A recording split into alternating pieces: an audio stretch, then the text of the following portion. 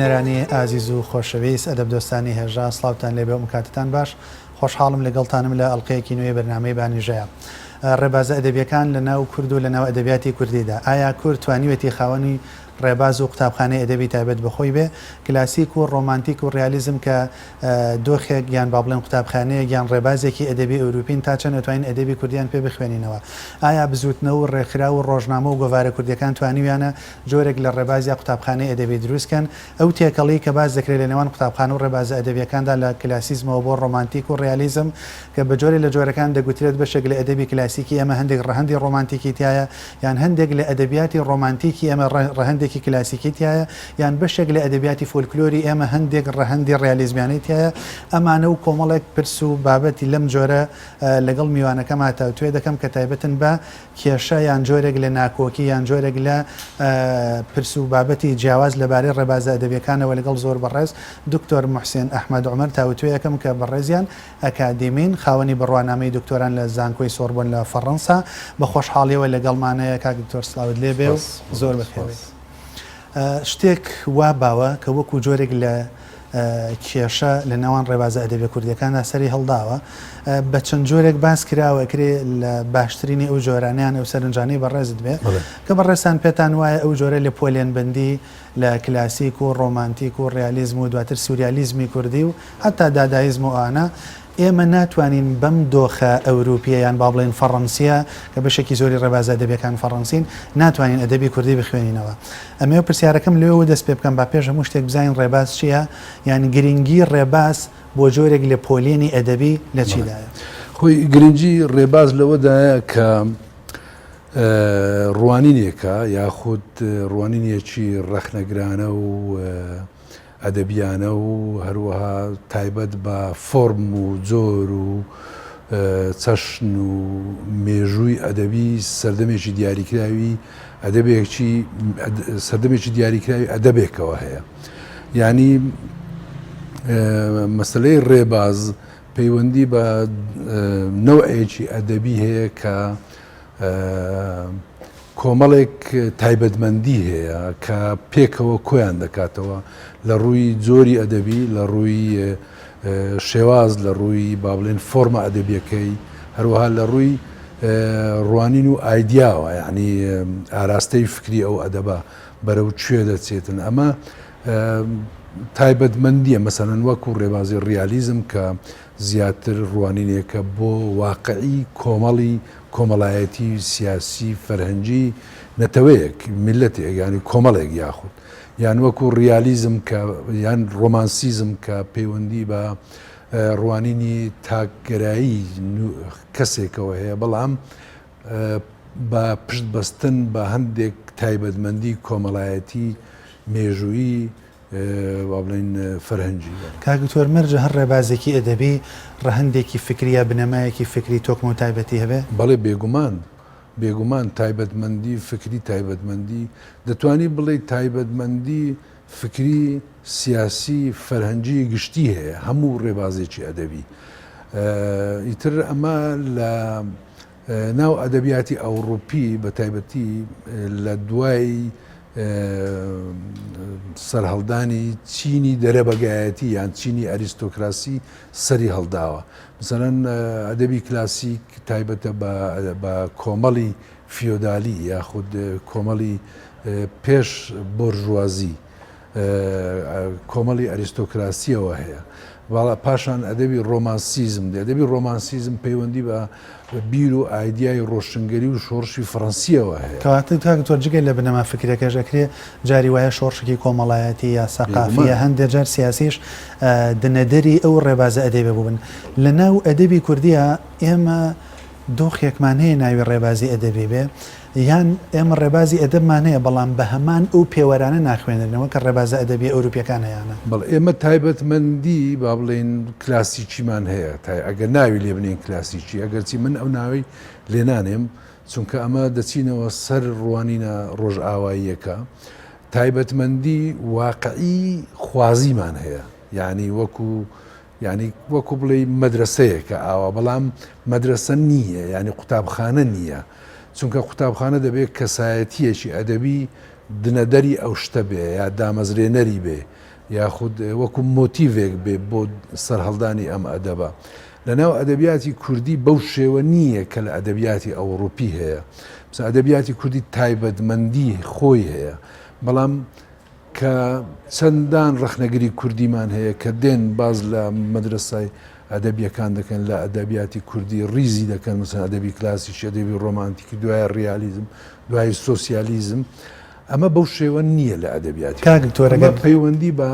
کەوتنە ژێر کاریگەری ئەدەبیاتی ئەوروپیەوە ئێمە گەر سەرنج بین لە هەرێک لە ڕێبازە ئەدەبی ئەوروپیەکان کۆمەڵێک پێکەوە تاقمێک دەستەیە کۆ بنەوە بنەماکان داڕێژن زۆربەی جار ئەکرێ گۆڤاریان ڕۆژنامەیان هەبوو بێ ئەکرێ زۆربەی جار سنتەری شارێک ینی شارێک بتوانێت کۆیان بکاتەوە مەسەن قاوخانەیەک شوێنێک دۆخە کوردیەکە بۆ ئەگەڕێتەوە ئێمە ڕێک نەکەوتووە کە کۆمەڵی شاعیرمان بەیەکەوە لە یەک شوێنی جوگرافی دیاریکرا و لە یەک کات و سەردەما بەیەکەوە کۆ ببنەوە ئەم بڕیارە بدەن شتەکرد بۆ لێەوە هاتووە گرفتەکە لێەوەیە ناگرفتەکە لەوە نییە ینی پەیوەندی بە تایبەتمەندی فەرهەنگی کوردیەوە هەیە یعنی پەیوەندی بە کەسایەتی فەرهەنگی و کەسایەتی مێژووی کورد خۆیەوە هەیە یان پەیوەستە بە جوگرافیا و مێژوو تایبەتمەندی فەرهەنگی و پانتایی فەرهەنگی کوردی خۆی ینی بەو شێوە هەڵ نەکەوتووە کە وەک چۆن لە ئەدەبیاتی ئەوروپی بۆیان هەڵکەوتو ینی کۆمەڵی ئەو باشە کاگتوەر ئەم گرفت دروستەکەیان بە دۆخێکی ئەرێنیە ئەمە گرفت نییە دۆخێکی مەسەرەکە هەموو پەیوەندی بە ئەوە هەیە ئێمەی کورد هەوڵمان نەداوە کار لەسەر ئەدەبیاتی خۆمان بکەین وەکو پانتاییەکی با بڵێن کولتوری و فەرهەنگی سەیری بکەین ڕوانینێکی ڕەخنەگرانەمان هەبێ نوێ ینی لە ڕوانگەیەکی مۆدرنیتێەوە سەیری مێژوو ئەدەبیات و مێژووی ئەدەبیاتی خۆمان بکەین ئەکرێ لەوەوە ناوی بەرین ئێمە ئەکرێ شاعیرمان هەبێ بێژەوانی باشمان هەبێ بەڵام تیۆریسیەنی باشمان نییە کە دۆخەکەی بخەن لەمەیان لەگەڵتم تیۆریسیەنی باش ینی هەر ڕوانینی تیۆری بۆ خۆی پەیوەندی بە نوێیەتی ئەدەبی کوردیەوە هەیە یعنی پەیوەندی بە مۆدرنیتەوە هەیە ناکرێ باسێکی لەم دۆخە بوو ژێنین و نەگەڕێنەوە بۆ سەرەتەکانی مێژووی ئەدەبی کوردی یا بەڵێن ڕخنەی ئەدەبی کوردی ئەگەر من زۆر دوور نەکەمەوە لە مێژوویەکی بەڕێک تازەترا دەست پێ بکەم لە سەردەمی عەلادین سوجادی و لەو دۆخەیە لەو مەسافەیە لەو دەوروبەرەیە مەسەن حتا ئەگەر بە هەڵەیان نەچوو بم سەردەمی ڕەفیق حیلمی و لەو دەوروبەرەیە ئێمە شتێکمان نییە بە ناوی ڕێبازی دەبەوە پێم وابێت لە دوای ئەوە دەست پێکا کە کۆمەڵێک مەسەلەن نووسەری ئێمە قوتابی ئەو کاتەکە ئەشنە دەرەوە عیزەدین مستەفا ڕسوڵ ئیحسان فؤاد معرف خەزنەدار بە ڕەحمەت بن بەتایبەت لە واقعی ئەدەبی کوردیا لە کتێبەکەی دکتۆر عیزەدین مستەفا ڕسوڵە دۆخەکە لەوێەوە دەست پێەکە بووە دەست پێەکانی مهتەم بوونە بە قەزیەکی ئەوروپیان چۆنە نە هەوڵدانە بە خوێندنەوەیکی خۆی ڕوانینێکی ئەرێنیە ینی ئەوە نیە بڵێ نێگەتیڤ بێ ئەوانە کە ئەمانە بۆ خۆیان ئەم جیلی دوای مامۆستا عەلادین سوجادی و ڕەفیق حیلمی کەوتونەتە ژێر لەبەرەوەی لە دەرەوە خوێندویانە لە رووسیا و لە ئەوروپا و زیاتر ئەمانە لەناو گروپی لەناو ئەدەبیاتی ڕووسی خوێندویانە ئەوانیش سەر بە ئەدەبیاتی ئەوروپی و ڕۆژئاوایین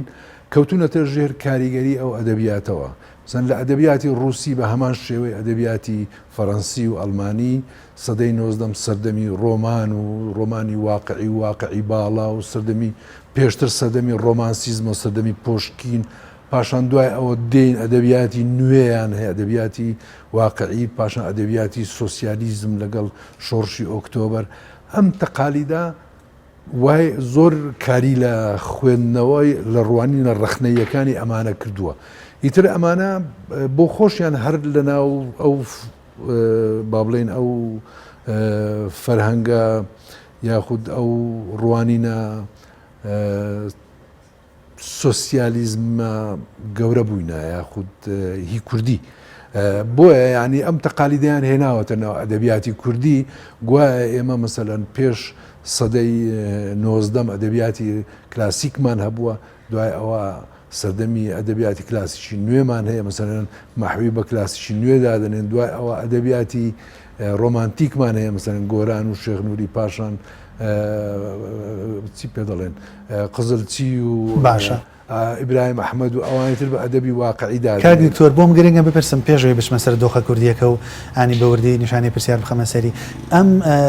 با بڵێن تێکەڵیە یان ئەم نەخوێندنەوەیە کە ئێمە ناتوانین ئەدەبی کوردی لە ڕێگەی ئەدەبی ئەوروپیا ڕێبازە ئەدەبی ئەوروپیەکانەوە بخوێنینەوە ئەمە بەس بۆ دۆخە کوردیەکە وایە یان بۆ با بڵێن ئەدەبیاتی دراوسی ئێمەش ئەدەبیاتی ڕۆژهەڵات دوایە مەسەن دەبی تورکی فارسی عەربی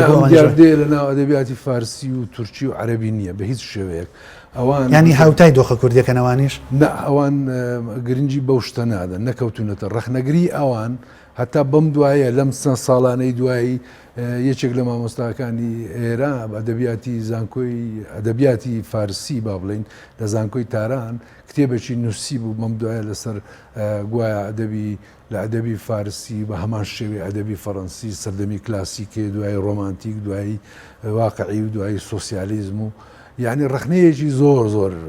لێژیرە کە ئەو شتە دروست نییە کاتە بۆ دۆخە ڕۆژەڵاتیەکەش وایە بەگشتی ناتوانین بخوێنەوە چونکە سەردەم و کللتور و زمان و دیدگامان جیاوازە مەسەن ئەدەبی عوسمانی تایبەتمەندی خۆی هەیە مەسەڵەن ئەدەبی دوای ئەوە ئەدەبی ناسیۆنالیزمی ئەوە دێمە فترەی نوێبوونەوەیان هەیە سەردەمی با بڵێن کۆتایی عوسمانی پاشان ئەدەبی تورکی نوێ هەیە بەلە فارسی بە هەمان شێوە ئەدەبی کۆن و ئەدەبی هندی سەبکی هندیان هەیە پاشان ئەدەبی نوێیان هەیە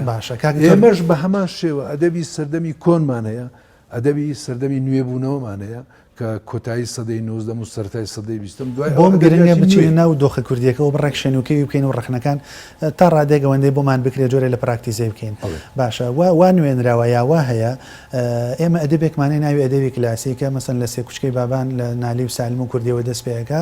وتر دواتر شۆڕە بێتەوە بۆ کۆتایی لە کاتێک ئەمە پێش ئەو ئەدەبە کۆڵێک ئەدەبمانەیە کە ئەدەبیاتی شێوەزاری گۆرانە باشە ئەگەر نالی و سالم و کوردی بە کلاسیک ناوبنین مەحوێ بە کلاسیک ناوبنین بێسارانی و مەستورە و چوزانم مەولەوی و ئەمانە لەکوێ جێ بکەینەوە قسەت لەسەر ئەمە چیان ئەمە چۆن ڕاستکەینەوە خۆی ڕاستیەکەی ئەدەبیاتی نوێی کوردی لەگەڵ نالی دەست پێ دەکات نالی و مەستورە و بێسارانی و مەولەوی و ئەوانە هەمویان لە ڕوانگەی منەوە بریتین لە ئەدەبی یەکەمین ئەدەبی نوێبوونەوەی کوردی یاخود ئەدەبی یەکەمین نوێبوونەوەی کوردی ئەدەبی پێش ئەوە ئەگەر لەو ڕوانگە ڕۆژئاواییەوە سیرکەین ئەدەبی پێش ناڵی دەبی ئەدەبی کلاسیک بێ غانی خانی مەلا پەرێشان جەزیری ئەمانە دەبێنە ئەدەبی کۆن ئەدەبی با بڵێن ئەدەبی ئیتر گرنگ نییە بە شێوەزارێک نووسراوە نامیم نییە زۆر باش ئێمە بەو ڕوانینە جیاکاریە سیر ناکەین دەڵێن ئەدەبیاتی کوردی یەکەمین نوێبوونەوە لە ڕوانگەی منەوە لە ئەدەبیاتی کوردی لەگەڵ نالی و لەگەر بێسارانی و لەگەڵ مەولەوی و لەگە ئەوانە دەست پێ زۆر باشە کاتە قۆناغێکمانێ پێوتێ قۆناغی ئەدەبی کۆن ئەدەبی کۆن دروستبوونی سلێمانیە پێش بڵێ لەسەر دەمی دروستبوونی سلێمانی و هاتنناوی ئەدەبی نوێ سەرڵدا بنەماکانی چین فاکتەرەکانی چین دۆخە ئیجابیەکەی چییە خاڵە ئەرێنیەکانی چین چۆن ئەزین ئەم ئەدەبە نوێیە بەس کلاسیک نییە لە بەرەوەی دیدگای نوێی پێیان چی ڕوانینیەکی نوێبوونەوەیەک لەناو ئەدەبیاتی کوردی سەر هەڵدەدا لەگەر دروستبوونی سلێمانی هەروەکو چۆن مەسەلەن لە سەردەمی لەناو ئەدەبیاتی ئینگلیزی لەگەر سەردەمی ڤیکتۆری و سەرهەڵدانی چینی سەرمایەداری و بژانەوەی ئابووری سیاسی فەرهەنگی لە بەریتانیا خود با بڵێن لە ئینگلستان سەردەمی ڤیکتۆری بە سەردەمی نوێبوونەوەی ئەدەبیاتدا دەندرێ لە فەڕەنسا بە هەمان شێوە ساڵان 30 ساڵی یەکەمی پێش شۆڕش کە بە سەردەمی ڕۆشنگەری و ڕۆشنایی لە قەڵم دەدرێت دوای ئەوە شۆڕشی فەڕەنسی لە ناو ئەدەبیاتی ئێمەش بە هەمان شێوە نوێبوونەوەیەک سەر هەدا ئەم نوێبوونەوەیە لەگەر سلێمانی سەر دروستبوونی سلێمانی بڵێ وەک شارێکی نوێ فەرهەنگێکی نوێ زمانێکی نوێ ئەدەبیاتێکی نوێ ڕوانینێکی دیکەی نوێ ئەمانە هەمووی فاکتەر ئەوەی بە تەواو نیشانەکە بپێکین هەمان ئەو خاڵە نوێ خوازیانە لە ناو نالیە ئەبینی کە تێپەڕکردنێکی مەلای جەزیری وانەی پێشخۆیی باشە نوێ ناڵی زۆر نوێ لە چاو مەلای جەزیری و خانی و لە چاو مەلا پەرێشان و ئەوانتی مەولەوی زۆر نوێیە مەولەوی هیچ فەرقی نییە لەگەر شاعیرێکی تازە بەڵام ناتوانانی بڵێ مەولەوی شاعیرێکی نوێ خوازە ناتوانین ئەدەبی نوێیە یا با بڵێن مەولەوی یاخود نالی بە هەمان شێوە بەم تەسەوری بەڕێستان بێ نالی و مەولەوی لە تایەکی تەرازوە دانن کە پێوتری ئەدەبی نوێ باشە حەسە بەو دۆخە ئەم قۆناغی تاکەی درێژەیەکێش ئەمە تا کۆتایی سەدەی 19 لەگەڵ مەحوی و حاجی قادر لە ڕوانگەی منەوە کۆتایی دێ ئەدەبیاتی یەکەمین نوێبوونەوەی ئەدەبیاتی کوردی کە ناتوانین ناوین لێ بنین مەدرسە نییە ئەدەبی نوێی کوردیە یەکەم نوێبوونەوەی کوردیە کەواتە ناتوانین وەکو قوتابخانەی کۆی فیگەرەکانی ئەدەبی نوێی کوردین ئەمانە ینی کەسایەتیەکان و بەرهەمەکانی ئەدەبی یەکەمین نوێبوونەوەی کوردی کاگتۆر ئەم دیدەی بەڕێزت لە شوێنێکی تر هەیە تایبەتە بە دۆخی کوردیە و مەسەلەن لە ئەدەبێکی ئەڵمانیا چوزان فەڕەنسیا لە شوێنێک ئەم جۆرە لە پۆلەند خوێندوێتەوە بەڕێزێ یان دیدێکی کوردان ئەوان تایبەتمەندی خۆیانێ ینی تۆ خۆت لە دۆخە کوردیەکەوە مەداڵێ بێگومان دەبێت ئێمە مێژوو کەسایەتی و پانتایی و تایپ و بەرهەمە ئەدەبیە کوردیەکان بخوێنینەوە یعنی لە ڕوانگەیەکی نوێی کوردیەوە مۆدێرنی کوردیەوە سەرنجی ئەو هەموو بەرهەمانە باشە دوای ئەوە قۆناقێک دەست پێەکە بە چاوەگەشتێکە کە ئەوەی باس کراوە اینجا با بڵێن دۆخە ئامەکە ئەمە ناوەنێن دۆخی نوێ بوونەوە نوێگەری لە ئەدا مەسەلەن سەردەمی پیرەمێرد و شێغنووری ئەمە سەردەمی نوێبوونەوەی دووەمە ئەمە نوێبوونەوەی دووەمە لای بەڕێز باش ئەمە زیاتر وە باوکە لەژێر کاریگەری ئەدەبیاتی تورکی و دەبای فەزریاتی کۆمەڵی کازیەوەی ئایندە و ئانەیە ڕووی تر گەیشتنی هەندێک ئایدیای ڕۆژئاواییە دەگەن تۆ ئەمە ناوەنەی چی ئەم ئەدەبی سەردەمی نوێبوونەوەی دووەم باشە نوێبوونەوە سەردەمی نوێبوونەوە ئەی ئەمانە بنەماکانی چین خاڵە جیاوازەکانی لەگەڵ ئەوەی پێشووترا چیە بە چ کاریگەریەک دروست بووە مەسان تۆش هاوڕای لەگەڵ ئەوەیەکە لە ژێر کاریگەری ئەدەبی ئەوروپیا بووە بە جۆرە لە جۆرە بەڵێ فۆرمی ئەدەبی نوێ سەر هەڵدەدا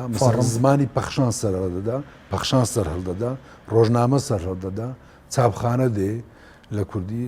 ڕێکخراوی سیاسی سەر هەڵدەدا بزوتنەوەی ناسیۆنالیزمی کوردی سەر هەڵدەدا و گەشە دەکا خۆ بە کوردزانین سەر هەڵدەدا خوێندنی کوردی سەر هەڵدەدا هەموو ئەمانە مۆرچی با بڵێ نیشانەکانی نوێبوونەوەی دووەمن لەناو ئەدەبیاتی کوردی ئیتر گەیشتنی ئایدیا پێشکەوت و خوازەکانی ئەوروپان شۆرشی فەڕەنسی دەگاتە لە ڕێگای ئەدەبیاتی تورکی دەگاتە پیرەمێرد و شێغنووری و ڕەشید نەزیب و ئەو گروپی سەردەمی نوێبوونەوە هەندێک ڕەهەندی تاگەرایانەش تەسیری تاگەرایی تاکە کەسی یاخود فەردیەت سەر هەڵدەدا مەسەلەن ئەدەبی مەسەن لە لای گۆران بە کاریگەری ئەدەبی ئینگلیزی ڕۆمانسیزمی ئینگلیزی کە کەوتۆتە ژێر کاریگەری ڕۆمانسیزمی ئینگلیزی هەر ڕۆمانسیزم یعنی تاکگەرایی یاخود نەک تاکخوازی زیاتر جوانترە تاکخوازی یان تاچی خوازی یان ئەندیڤیدوالیزم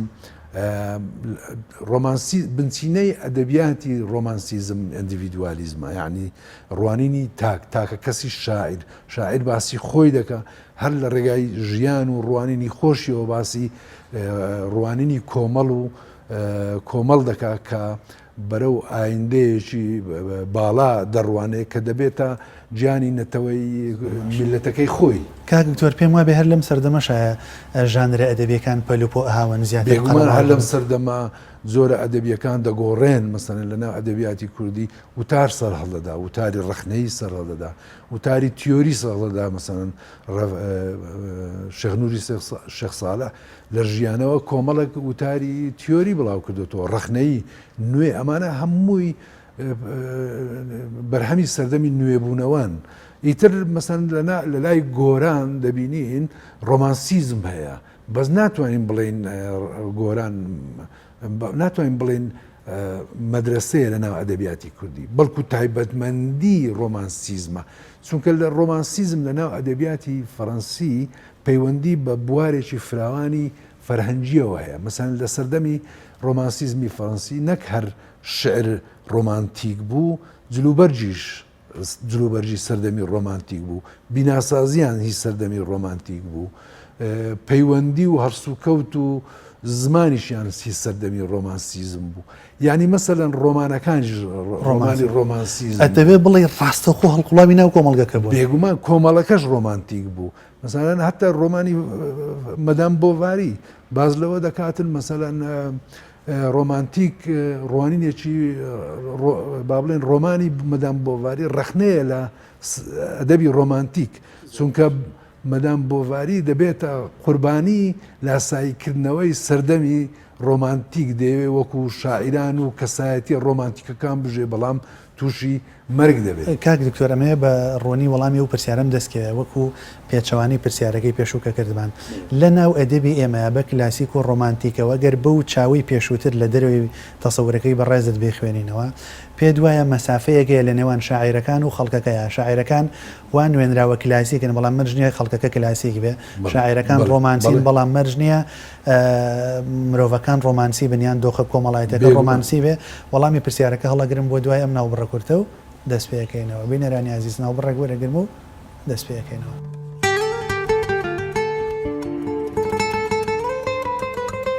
بینەرانی خۆشەویست هاتمەوەلاتان کاک دکتۆر لە پێش ناوبڕەکەەوە باسمان لەوە کرد وەک چۆن وتە جۆرێ لە یەکانگیری هەیە لە نێوان ئەدەبیاتی ئەوروپی یان نەخبە ئەدەبی ئەوروپی و شاعرانی ئەوروپی و خەڵکەکەیە ینی بەیەکەوە کلاسیکن هەن بەیەکەوە ڕۆمانتیکن یا بەیەکەوە نوێ بنەوە پرسیارەکەم ئەوەیەکە فراوانترە لا ئێمە بۆشایی هەیە لەو مەسافەیە ینی هاوڕای لەگەڵەوەیە زۆر باشە کاک دکتۆر دوای ئەوە کە باسمان لەوە کرد بەڕێزت پۆلنکاریەکەت وا کردووە یا بەدیلەکەت ئاوایە ئەدەبی کلاسیکمانەیە باشە لە دوایەوە ئەدەبی نوێمانەیە لە نالی و مۆلەویەوە دەست پێەکە پاشتر لە سەردەمی پیرەمێرد و ئەومان نوێبوونەوەی دووەم دوای ئەوە قۆناغێکمانەیە حەسەب دۆخەکەی دەرەوەی خۆت ناوی قوتابخانەی ڕیالیزم پێم وایە زیاتر سەرەتاکانی ئەوەندەی ئاگادارم لە باڵێن لە پەخشانەوە سەرەڵدا لە چیرۆک و لە زۆر باشە مەسەن لای عەرەبی شەمۆ لە حەسەنی قزلجی هەتا لای برایم ئەحمەد لای ئەوانە سەرەڵدا ئەم قۆناغە بەڕێزت ناوەنەی چی ئەوەی کە وا تەسەور کراوە کە ڕیالیزم بێت دیسانەکە هەر پەیوەندی بە تایبەتمەندی ڕیالیزمیەوە هەیە بەس قوتابخانە نییە قوتابخانە نییە چونکە دیسان ئەوانیش بەیەکەوە کۆک نەبوون بەیەکەوە دانیش بڵێن بەم جۆرە دەنووسین بڵێن زیاتر تایبەتمەندیە کە ئەوانە سەرنجی ڕوانی سەرنجی کۆمەڵی خۆیانداوە باسییان لە کێشە کۆمەڵایەتی و سیاسیەکان کردووە مەسەن ئەحمەد موختار جاف لە مەسەلەی ویژدان باز لە کێشە کۆمەڵایەتی و سیاسی و فەرهەنگەکانی سەردەمی خۆی دەکاتن پاشان حەسەنی قزلچی ئیبراهیم ئەحمەد لە چیرۆک و ڕۆمانەکانی هەموو ئەمانە دەتوانی بڵێ تایبەتمەندی واقعی خوازی ئەدەبی کوردین باشە ئەگەر تۆزێک نەبووتە مەدرسە چونکە مەدرسە دەبێ بنکەکەی لەوە فراوانتر بێ پێشتر بە توێردا ڕژاوێ اینجا دەبێت باشە ئەگەر ئێمە تۆزێک بە سلێمانیوان با بڵێن لە باشوور دوورکەبینەوە قسەت لەسەر عەرەبی شەمۆچی بەساس پێم وایە بێویش هەندێک ڕەهەندی ڕیالیزمانەیە هەمان لەناو هەمان گروپدایە لە دوای سیەکانەوە لەگەڵ گروپی عەلادین سوجادی مامۆستا عەلادین سوجادی لە چیرۆکەکانی هەروەها ئیبراهیم ئەحمەد مەسەلەی ویژدان حەسەنی قزلچی هینی ئەو فترەیە تۆزێک چەند ساڵێک لە پێشتر لە عەرەب شەمۆ ڕۆمانی شڤانی کورد باس لە ژیانی واقعی خۆی دەکاتن زۆر بە ئازاریشە مەسەلەی برسێتی هەژاری چەسانەوە ئەمە زۆر گرینگە کاک دکتۆر ئەگەر ئاوەڕ لە هەندێک ڕەهەندی ڕیالیزمی بینەوە لە ناو شعری کوردیە قسەت لەسەر ئەمانە چێ مەسەن لای گۆران ئەوەی مەسەلەن بۆ ئەفریقا و ئەمریکای لاتین و ئانە ئەنووسێ دەچێتە ناو چوارچێوەی شعری فێرکاری مەسەلەن بەشێک لە شعرەکانی گۆران وەکو شاعیرێکی تازە نوێ تایبەتمەندی ڕۆمانسیزم لای زۆر بەهێزە تایبەتمەندی سەردەمی نوێبوونەوەی زۆر پێوە دیارە لە سەرەتاکان ڕیالیزم وەکو پیرەمێرد بووە سەرەتاکان پاشان دێنە سەر تایبەتمەندی ڕۆمانسیزم پاشان تایبەتمەندیەکی دیکەشی هەیە کە دەتوانی بڵێ تایبەتمەندی فێرکاریە بۆ ڕیالیزم نین کاک دکتۆر ڕیالیزم لەگەڵ شعر ناگونجێ ناتوانین بڵێن ڕوانین شعر ریالیزمی دەتوانی بڵێن چیرۆژی ڕیالیز باشە ئەگەر مەسەلەن باسی لە واقع کردبێ نەقدی هەژاری کردبێ نەقدی دۆخە کۆمەڵایەتەکەی کردبێ مەسەلەن تا هێزی بزوتن لە لەشما بە گوڕ بوو مەسەلەن لا عین حابا لە پەندی برسەیە شەو ڕۆژ من عردێکی ئەڵم بە دوای ئیشکردناوێڵم حتا لای قانە قسەژە فەرمووی مەسەلەن بۆ ناتوانین ئەم ڕیالیزمە لە ناو شعرا دەچێتە بەڕای من دەچێتە ڕوانینی با بڵێن یاخود شعری ئیدئۆلۆژی شعری تعلیمی ئیدئۆلۆژی نا یعنی زیاتر شعری تعلیمیە وەکو شعری دینی یان شعری فێرکاری شعری هۆشیارکردنەوە مەسەلەن وەکو زیاتر ئەخلاق تێیدا بە پلەی یەکەم دێ بایەخدانی کۆمەڵایەتی یاخود گەیاندنی پەیامێکی کۆمەڵایەتی سیاسی فەرهەنگی ئاینی کولتوری گشتی کەواتە ڕادوایە بۆی دیسان ئەمەوێ بە پوختی بگات دۆخەکە جگەل لەوەی باوەڕ دوایە قوتابخانەی ڕیالیزمیمانە پێش دوایە ڕەهەندی ڕیالیزمی لەگەڵ شاعرا کەمترە گونجێ زیاتر لەگەڵ پەخشانە گونج کاک دکتۆر هەندێک لە دوای ڕیالیزمەوە دۆخی نوێباوی تەواو ئەوروپیانە سەرەڵدا چەمکی وەکو سیمبۆلیزم و سوریالیزم و دادایزم و کە یەک ڕاستەخۆ هەستەکەی تایبەتن بە دۆخە ئەوروپیەکەەوە زۆر جار ئەم با بڵێن ئەم قوتابخانە نوێیانە بە پێی چەمکەکە لەگەڵ هوەری شاتێکەڵن باشە دیسان سەر لە نوێباسیەکەمەوە کومەڵێک جۆرێک لە ناونان هەیە حتا گۆران هەندێک ڕەهەندی پەرناسیانەی هەیە مەسەلەن ڕەهەندی سووریالی لای بەتایبەت شاعرانی هەولێر ئەوانش هیچ کامیان نابن بە باشە سەردەمێک لە هەولێرە مەسەن بە ڕێزی شت خۆت ئاگاداری دۆخەکەی فەرات پیرباڵ مەسەلەن هەموو ئەدەبی نوێ بە یەکەوە کۆ ئەبنەوە مەسەن جۆرێک لە نووسینی ئۆتۆماتیکی و ئانە ئەنووسن لە مەچکۆ و لە چاخانەکانە گروپی هەولێر باشە ئەمانش نابن بە ڕێباز بەلانی سووریا نابن بە سووریالی ئەمە چۆن نایبێن تایبەتمەندی نوێیەکانی ئەدەبی کوردیە یعنی مەسەلەن نوێبوونەوە لەگەر گۆران کۆتای نوێبوونەوەی دووەم لە ڕوانگەی منەوە نوێبوونەوەی دووەم لە ئەدەبیاتی کوردی لەگەر گۆران کۆتایی دێ گۆران و ئەو پیرەمێرد و حەسەنی قزلچی و با بڵێن پێ دوایە ئەدەبێکی کلاسیکمانەیە تا نالی دوای ئەدەبی نوێ ئەدەبی هاوچەرخ باش ئەدەبی هاوچەرخمانەیە لە نالیەوە تا پیرەمێرد بڵێ باشە لە پیرەمێردەوە نوێبوونەوەی دوم دەست پێەکە تا شەستەکان تا شەستەکان لە دوای ئەوە لە دوای ڕوانگە و ئەدەبی هاوچەرخ ئەدەبی هاوچەرخ دەست ئەدەبی هاوچەرخ و نوێ تازە دەست پێ دەکات ئەمەش هاوتەری بە لەگەر پۆست مۆدرنیتێ یاخود پۆست مۆدرنیزم باش با بڵێن ئەگەر نایە با بڵێن ئەگەر وا بڵێن یاخود پاش نوێیەتی ئەمن دەڵێم زیاتر جوانترە بۆ ئەوەی تووشی ئیشکالیاتی زاراوایی و ئەدەبی نەبین پۆست نوێیەتی ینی پاش نوێیەتی ئیتر لێرەوە ئێمە دەکەوینە ژێر کاریگەری هەموو ئەو ئەدەبە نوێیەی کە لە ئەدەبی با بڵێن پۆست مۆدرنیتێ ئەوروپی هەیە مەسەلەن وەکو وجودی ئەدەبی بێهودا با بڵێن پوچگەرایی پوچخوازی یاخود با بڵێن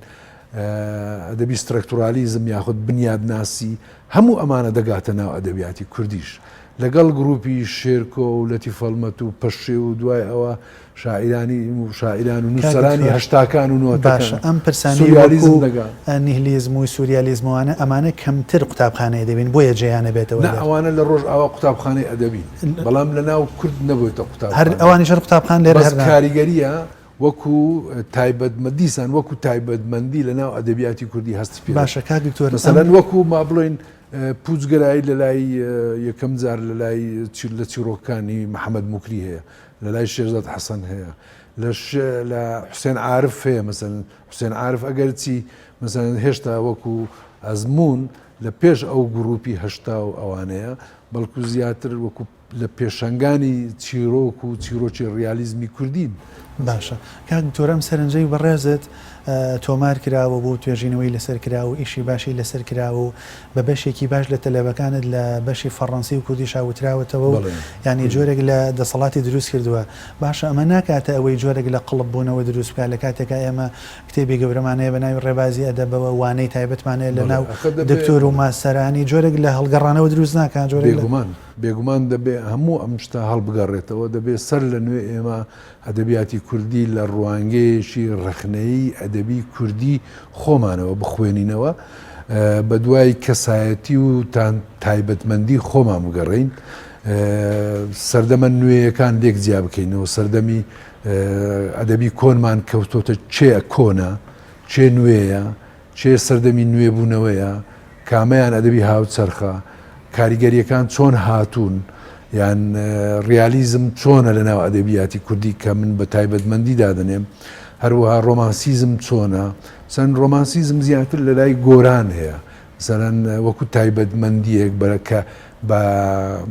کەوتۆتە ژێر کاریگەری ئەدەبیاتی ڕۆمانتیکی ئینگلیزی شیلی و بایرون بۆ گرنگە و پرسیار بپرسم ڕۆمانتیکی مەولەوی چی ئەڵێ لەسەری ڕۆمانتیکی بێسارانی زۆر کوردیە زۆر کوردیە زۆر کوردیە ئەدەبی نوێیە بەس بۆ سیر بوو بەلامەوە کە باسی ئەوەت نەکرد کە گۆران لە ژێر کاریگەری ئەوانە ئەمەی دەستکەوتووە زۆرجار گۆران کەوتۆتە ژێر کاریگەری مەولەوی هەموو شتێکی مەولەوی هێناوە بەڵام وەکو ئایدیا شتەکانی لە وەکو خەیاڵی ئەدەبی جیهانی مەولەوی گواستۆتەوە بەڵام وەکو فۆرمی ئەدەبی ئەو سوودی لە شیلی و بایرۆن و کیت زۆر یعنی ئەمە دووشتی جیان ئەگەر ئێمە بە چاوێکی تر دۆخە کوردیەکە بخوێنینەوە لە ناو نالیە کە کلاسیکە کۆمەڵێک ڕەهەندی ڕۆمانسایی زۆر جوانەیە بەڵێ وایە کەوات ئەمە شەر دۆخەکە تێگەدا قوڵ پێکاتەوە بێگومان باشە دیسان لە ناو مەسەلەن مەولەوی و ئەوانەیە ئەکرێ هاوسەردەم نەبوو بن لەگەڵ ڕۆمانتیکی ئەوروپیا یان مەسەلەن شاعیرێکی وەکو گۆران بەس خۆی ناتوانانی بڵێ کلاسیکە ڕەهەندی کلاسیکی تایە ڕۆمانسیزمی تایە بڕێک ڕیالیزمی تایە حتا پەرناسی ئەوەش هەردیسان لە لای گۆرانیش ئەو دیاردێ هەیە مەسەن سەرەتاکانی ئەدەبیاتی کوردی گۆران سەرەتاکانی با بڵێن شعری گۆران بە نالی دەچی هەز دەکەی بە مەحوی دەچی یان بە حازی قادر دەچێت ئەویش یەکێکە لە کێشەکان ئەوەش یەکێکە لە کێشەکان سەرەتاکانی بەڵام کە دەبینی لەگەڵ یەکەم شعری پاییز یاخود شیوەنی گوڵاڵە یان گەشتێک بۆ هەورەمان دەچیتە ناو ئەدەبیاتی ڕۆمانتیک هەز دەکەی ئەمە جگە لە نوێە باشە جگە لە نەگونجانەکە لەگەڵ دۆخە ئەوروپیەکە هەستەکەی تێکەڵێکی تریژەیە کە پێ خوێنیتەوە کاگتۆر بۆم گرنگە بپرسم لە کاتێکا کە دەستەیەک قوتابخانەیەک ڕێبازێک شۆڕشێک گرروپێک ئەتوانن قوتابخانەیەکی ئەدەبی دروستکەن لە ئەوروپایە کەچی با بڵێن دۆخە کوردیەکان شۆڕشە کوردیەکان تاقمە و ڕێکخراوەکان دەستگاکان گۆڤار و ڕۆژنامەکان ئەو هێزیان تیانە قوتابخانێکی ئەدەبی دروستکەن پرسیارەکەم دقیقەن ئەوەیە دۆخە کوردیەکە ئەوە قبول ناکە یان ڕێکخراوەکە ئەو هێزەی نیە قوتابخانێکی ئەدەبی دروستکات نا مەسەلەکە کە قوتابخانەی ئەدەبی کوردی دروست نەبووە مانایوە نییە ئەو ئەدەبە ئەدەبێکی خراپە یاخود نگەتیڤە یان ئەرێنی نییە نا ئەمە قوتابخانەی ئەدەبی پەیوەندی بە زەمینە سازیەکی فراوانتری کۆمەڵایەتی سیاسی فەرهەنگی تەکنیکی نازانم چیەوە هەیە مثلەن بۆ نمونە سەرهەڵدانی مەدرسەی ڕیالیزم لە ئەدەبی فەڕەنسی نیشانەکان چییە؟ مثلەن نیشانەکان دروستبوونی بانق دروستبوونی ماتۆر یعنی مۆتۆر وەکو دەڵێن کە بۆتە هۆی دروستکردنی سەرهەڵدانی پیشەسازی پەیوەندی بە سەرەتاکانی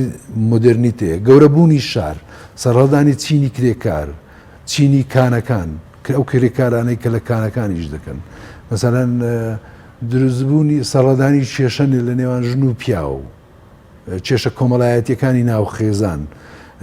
گەورەبوونی خێزان تێکچوونی خێزان هەر لە سەر هەموو ئەو دیاردانە لە لای بەرزاک هەیە کوشتن مەسەلەن تاوان لە لای دیستۆفسکی مەسەلەن کە بە ئەدەبێکی ڕیالیزمی باڵا لە قەڵەم دەدرێت تاوان یەکەمین کێشەی کۆمەڵایەتی دروست دەکات بێگومان ئەمەش پەیوەندی بە چیەوەیە بە دروستبوونی میترۆپۆلەوەیە یعنی دروستبوونی شاری گەورە کە شارێک کە بەرهەمهێنان و کێشەی سرائی چینایەتی و پۆلیس و دەستەڵات و هەموو ئەو شتانەی تایە کاگە دکتۆر کەم بەڵام لەناو ئێمە لەناو ئێمە لە کۆتاییەکانی سەدەی بیستەم گەیشتونەتە ئەم ئاستا باشە تا ڕادەیەک هاتین زۆر هاتین تا نزیکی هەفتاهشتاکان هاتین ئەگەر بگەڕێنەوە بۆ سەردەمێکە دوای سەردەمی با بڵێن نەوەدەکان و دروستبوونی حکوومەتی کوردی و ڕاپەڕین و پەرلەمان و ئەگەر چی پێشتر هەندێک دۆخی لەم جۆرەمانە بنمونە لە کۆماری مەهاباتە هەندێک تازەبوونەوە و هێز هەیە مثلەن لای هەژار و هێمن و قزڵجێوانە دروستبوونی حکوومەتێکی کوردی با بڵێن جۆرێک لە پەرلەمان جۆرێک لە هەیە جۆرێک لە قسەکردن بە زمانی کوردی و حتا دروستبوونی زانکۆی کوردی بە بەڕسمی ئەمانە لەناو ئەدەبا ڕەنگی داوەتەوە ئەم چۆن تەوزیف کراوە چۆن گرنگی پێدراوە چۆن جۆرێک لە کۆبوونەوەی لای شاعران دروست کردووە ئەمە چۆن ئەمە هەموو پەیوەندی بە نوێبوونەوەی ئەدەبیاتی کوردی ئێستا ئەدەبیاتی ئێمە ئەدەبیاتی هاوچەرخ ئەدەبیاتی شارە ئەدەبیاتی سەردەمی نوێیە مەسەلەن دەستەڵاتی کوردیە با بڵێن دەستەڵاتی کوردی هەیە بە فۆرما سیاسی و فەرمانڕەواییەکان مەسەلەن دەستگا هەیە شت هەیە نوێخوازی هەیە زانکۆ هەیە نەخۆشخانە هەیە وانە جادە هەیە ڕەنگی داوەتەوە لە چۆن هەموو ئەدەبیاتی نوێنە ئەدەبیاتی با بڵێن هینی سەردەمی پاش نوێیەتیە پاش بەرکەوتن بە نوێیەتی یعنی بە مۆدرنیتێ ئەمە کێشە دروست ناکە ئێستا سەردەمی ئەوەش نەماوە با بڵێن سەردەمی گروپێ مەسەرەن سەردەمی ئەوە نەماوە مەسەرەن مەدرسەی ئەدەبی دروست بێ چونکە سەردەمی تاکە کەسیە بەڵام شتێکی تر هەیە لەناو ئەدەبیاتی کوردی ئەدەبی گروپمان هەیە باشە من ویسمەوە پرسم ڕوانگە پێڕێکن دەستەیەکەن دروستە بن ئەکرێ هەندێک برنەمای نازانم با بڵێم جۆرێک لە فیکریان جۆرێک لەناو ئەدەبیاتی کوردی هەندێک جار دەڵێن گروپی کفری هەیە گروپی هەولێر هەیە گروپی ڕوانگە هەیە لە سلێمانی ئەمانە یان تەکانێکی باشداوە بە دۆخن خوازیەکە هاوڕایت لەوەیەکەن ئەمانە هەموو نوێخوازین هەموو ئەنجامی مۆدرنیتێن ئەنجامی نوێبوونەوەن بێگومان بەرکەوتنە بەمەوە بەڵام ئەمە هەمووی کێشەیەک دروست کێشەیەکی ئەوتۆ دروست ناکە لە دوای شەستەکانەوە لەگەڵ گروپی حوسێن عارف و شێرکۆ و ئەوانی دیکەوە ئێمە ئەدەبی نوێن ئەو ئەدەبەی ئێستا هەمانە هیچ فەرقێکی نییە لەگە ئەدەبیاتی ئەوروپی یا ئەو ئەدەبەی لە ناو ئەدەبی فارسەیە ینی بەرهەمهێنانەکە بەو شێوەیە چکە کۆمەڵی کوردیش نوێ بۆتەوە وانە جۆرێک لە نوێبوونەوە دەست پێەکان لە دوای ڕاپەڕینەوە گروپێک دروستە بن ئەگەرچی مەسەن ئەکرێ بە جۆرێک لە جۆرەکان جۆرێک لە جیاوازیان هەبێت لە ناو تەسەوری ئایدۆلۆژیانە حتا لە تەسەوری سیاسی و بڕێکجار نووسینیشیانە ئەکرێ هەندێکیان وتار بنووسن هەندێکیان خەریکی چیرۆک بن هەندێکیان چیرۆک و ڕۆمانیش بنووسن بەڕە هەندێکان ناسراون قسەمان لەسەر ئەوە چی بێ ئەوان تا چەند توانیوانێتەکانێکی باش بن بە دۆخی نوێخوازی و بە کاریگەریان زۆر بۆ بێگومان لە نوێکردنەوە لە من بە گروپی پاش با بڵێن پاش نوێیەتیان لە قەڵەمدەم یعنی پۆست مۆدرنیتی یعنی ئەدەبی نوێن باز لە کێشەکانی ئەمڕۆی ئینسانی کورد دەکەن ئیتر تا چەند سەرکەوتون لە ڕووی ئەدەبیەوە لە ڕووی بەرهەمهێنانی مۆدلێکی ئەدەبی جوان تێکستی جوانی ئەدەبی ئەمە شتێکی دیکەیە لێکۆڵینەوەی تری دەوێت لێکۆڵینەوەی با بڵێن شیکاری دەوێت بەڕێک لە پسپۆڕیەکەت لە ناو ئەدەبی بەراوردکاریایە لەو لە نمونەی ئەو نووسەر و نخبە کەسایەتیانی کە دەچیتە فەڕەنسا و ماستەر و دبلۆم و هەتا دکتۆراژ لەوێت لە سۆربۆن هێنیتەوە ئاگاداری دۆخەکەی بەتایبەت دۆخە نوێخوازیەکە پێم باشە وەک کۆتاپرسیار لە کۆتایی بەرنامەکەەوە سەرنجت لەسەر دۆخی نوێخوازی کوردی و دۆخی نوێخوازی ئەوروپی بە تایبەتی فەڕەنسی چییە؟ ینی بۆم گرنگە ئەو دۆخە بەیەکەوە هەڵبسەنگین ئەوەندەی بۆ دەکرێت لەم کاتەکەمە یاماوتە ئەگەر بگونجێ ئەو بەراوردە بکەین ئەدەبی ئێمە و ئەدەبی فەڕەنسیە با بڵێن ئەدەبی ئەوروپی مەسەن هەرچەند پرسیارەکە لەوانە مەتاتی بێجێگەی دڵخۆشیە لە پاشەکشایە بۆ پێشەوە نیشانە و ئاماژەکانی چین بەتایبەت ئەم دۆخە نوێیە کە بەڕێزت ئاگاد لێبوو تەرکیزە لەسەر بووە خۆی لە دوای شەستەکانەوە دوای ئەوەی کە با بڵێن پاش نوێیەتی یاخود پۆست مۆدرنیزم لەناو لەگەر سترکتورالیزمی بنیادناسی و ئەوانە سەر هەڵدەدان لە دوای جەنگی جیهانی دووەم لە ئەدەبیاتی ئەوروپی با بڵێن ئەدەبێکی تازە دێ لە ڕۆژ ئاوا مثلەن ئەدەبی وجودی یاخود ئەدەبی بێهودەی ئەبسوود بنیادناسی هەموو ئەمانە ڕۆمانی نوێ کە گروپی ڕۆمانی نوێ لە فەڕەنسا هەروەها چیرۆک و ڕۆمانی نوێ کورتە چیرۆک و چیرۆک و ڕۆمانی نوێی فەڕەنسی هەموو ئەمانە ئەدەبیاتی سەردەمی پاژنوێتین ئیتر ئەمانە ڕاستەوخۆ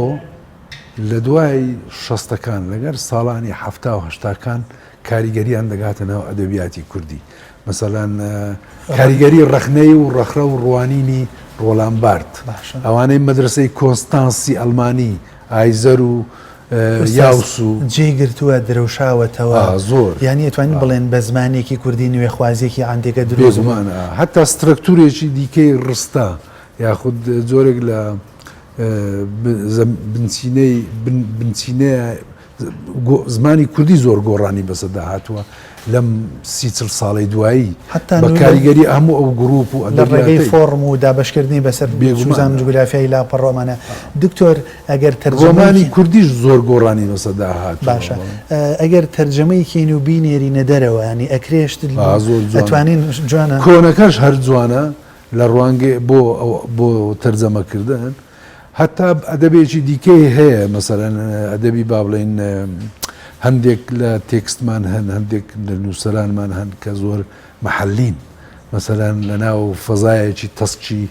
مەسەن شارێکا دەنووسن یان ناوچێکا دەنووسن ئەوەش ئەگەر بکرێتە وەربژێدرێ بۆ زمانەکانی ئەوروپی یاخود فارسی تورکی زۆر جوانن دەڕۆن بە ئەدەبی سەرکەوتوو لە قەڵەم دەدرێت کاکتۆر بابەتەکە ئاوکێشە زۆر بەتام و ئەوەشە من دەستخۆشیت لێ یەکەم زۆر سپاس دەکەم هەرکیت کێشا و گەورەی نوان پرسیاری زۆر ماوەت حەسەب کاتی بەرنامەکەم بێ کۆتایی پێبێنم زۆر سپاس دەکەم هەرکت کێشا و گەورەی نوان سپاس بینەرانی ئازیز و خۆشەویستی بانیژە